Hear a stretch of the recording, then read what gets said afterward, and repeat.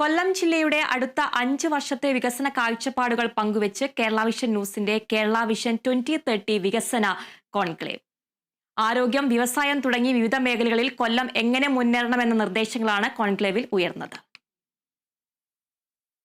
കേരളത്തിന്റെ വികസന പാതയിലൂടെയുള്ള മുന്നോട്ടുപോക്കിന് കൂടുതൽ ഊർജവും മാർഗനിർദ്ദേശവും നൽകുക എന്ന ലക്ഷ്യത്തോടെയാണ് Kerala vision news Kerala vision 2030 conclave സംഘടിപ്പിക്കുന്നത്. കേരളത്തിന്റെ കഴിഞ്ഞ കാലങ്ങളിലെ വികസന പ്രക്രിയകളെയും നേട്ടങ്ങളെയും 14 ജില്ലകളിലും പൊതുജന സമക്ഷം അവതരിപ്പിക്കുകയും അടുത്ത 5 വർഷത്തേക്കുള്ള പദ്ധതികൾ ചർച്ച ചെയ്ത് റിപ്പോർട്ട് സമർപ്പിക്കുകയും ചെയ്യുന്നതാണ് വിഷൻ 2030 വികസന കോൺക്ലേവ്. പരമ്പരയിലെ ആദ്യ കോൺക്ലേവാണ് കൊല്ലം ജില്ലയിൽ നടന്നത്.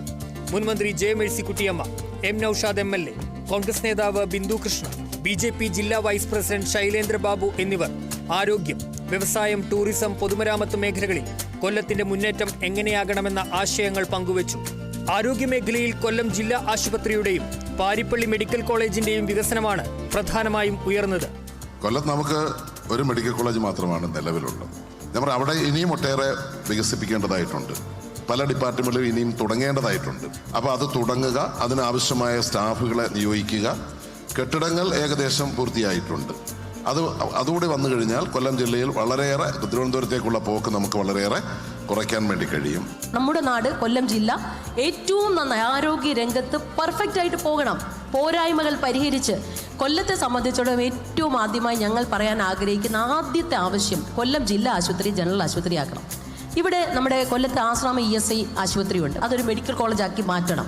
അത് മെഡിക്കൽ കോളേജ് ആക്കിയാൽ കൊല്ലം ജില്ലാ ആശുപത്രി നമുക്ക് ജനറൽ ആശുപത്രിയാക്കിയും കരുനാഗപ്പള്ളി ഉൾപ്പെടെയുള്ള കൊട്ടാരക്കര ഉൾപ്പെടെയുള്ള താലൂക്ക് ആശുപത്രികളെ നമുക്ക് ജില്ലാ ആശുപത്രിയായിട്ട് ഉയർത്താം. കശുവണ്ടി വ്യവസായത്തിന്റെ പഴയ പ്രതാപകാലത്തിലേക്ക് ജില്ലയെ തിരിച്ചു കൊണ്ടുപോകാനുള്ള പദ്ധതികൾ ഉണ്ടാകണമെന്ന ആവശ്യവും കോൺക്ലേവിൽ ഉയർന്നു. IT രംഗത്തുൾപ്പെടെ മാറുന്ന കാലത്തിന് അനുസരിച്ചുള്ള വ്യവസായങ്ങളും ജില്ലയിൽ വരണം. തൊഴിലവസരങ്ങൾ സൃഷ്ടിച്ച് യുവാക്കളെ ജില്ലയിൽ പിടിച്ചു നിർത്താനുള്ള നടപടികൾ വേണമെന്നും പാനലിസ്റ്റുകൾ ആവശ്യപ്പെട്ടു. കേന്ദ്ര ഗവൺമെന്റ് പരിപ്പ് ഇറക്കുമതി ചെയ്യുന്നത് കർശനമായി നിരോധിക്കണം.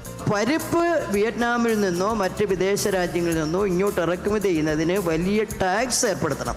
അപ്പോൾ അവർ ഇങ്ങോട്ട് ഇറക്കുമതി ചെയ്യില്ല. ഇവിടുത്തെ കൊല്ലത്തെ കശുവണ്ടി മുതലാളിമാരുടെ പ്രതിസന്ധിയിൽ നിന്ന് അവരെ രക്ഷപ്പെടുത്താൻ അവർ 500 കോടി രൂപയുടെ പാക്കേജ് പ്രഖ്യാപിക്കണം. അതുകൊണ്ട് ഈ സ്വകാര്യ മേഖലയിൽ ഇന്ന് പ്രഖ്യാപിച്ചിരിക്കുന്ന നമ്മുടെ കൊല്ലം കടൽപ്പരപ്പിലെല്ലാം ഏകദേശം 350 സ്ക്വയർ കിലോമീറ്റർ ഖനനത്തിനുള്ള അനുമതി കൊടുക്കുന്നത് പൂർണ്ണമായി പിൻവലിക്കണം.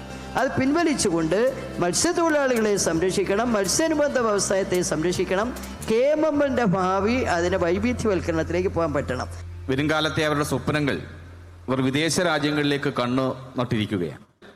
യുവാക്കളെ പിടിച്ചു നിർത്തുവാൻ അല്ലെങ്കിൽ യുവജനങ്ങളെ പിടിച്ചു നിർത്തുവാനുള്ള ഒരു സംവിധാനം ഈ നാട്ടിൽ അല്ലെങ്കിൽ നമ്മുടെ സംസ്ഥാനത്ത് ഉണ്ടാകണം എന്നാണ് ഒരു വലിയ നിർദ്ദേശം. കൊല്ലത്തിന്റെയും മൺറോ തുരുത്തിന്റെയും വിനോദസഞ്ചാര സാധ്യത വർദ്ധിപ്പിക്കാനുള്ള ആശയങ്ങളും കോൺക്ലേവിൽ ഉയർന്നു. അഷ്ടമുടിക്കായലിന്റെ സംരക്ഷണത്തിന്റെ ആവശ്യകതയും ചർച്ചയായി. അഷ്ടമുടിക്കായലിനെ പ്രൊട്ടക്ട് ചെയ്യുക ടൂറിസത്തിൽ ഏറ്റവും പ്രധാനമാണ്. കായൽ മലിനീകരണത്തിനെതിരായിട്ടുള്ള പ്രോജക്റ്റ് വരണം. അപ്പം കൊല്ലത്തിൻ്റെ ബസ് സ്റ്റാൻഡിനോട് ബസ് സ്റ്റാൻഡ് എന്ന് പറയുന്നത് കായലോരത്താണ്. ആ ബസ് സ്റ്റാൻഡ് അവിടുന്ന് മാറണം. കൊല്ലം പട്ടണത്തിലെ എല്ലാ വേസ്റ്റും ഇന്ന് കായലിലേക്ക് അതട്ടുന്നത്. അവിടെ ട്രീറ്റ്മെന്റ് പ്ലാന്റ് വരണം. അടിസ്ഥാന സൗകര്യ വികസന രംഗത്ത് കൊല്ലം കൂടുതൽ മുന്നേറാനുള്ള ആശയങ്ങളും കാഴ്ചപ്പാടുകളും കോൺക്ലേവിൽ ചർച്ച ചെയ്തു.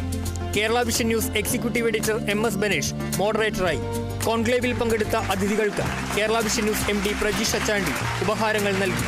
Kerala vision news vision 2030 leadership excellence award നേടിയ അനശ്വര ജ്വല്ലറി ഡയറക്ടർമാരായ Anuraj Rajan, Preena Anuraj, genius axis education managing director Sivaprasad T, Quilon mobiles institute of smart phone ടെക്നോളജിയുടെ നിസാം ബാബു T, ഗാന്ധിഭവൻ സ്ഥാപകനും മാനേജറുമായ doctor Punalur Somarajan, doctor Linju Lawrence എന്നിവരെ പരിപാടിയിൽ ആദരിച്ചു.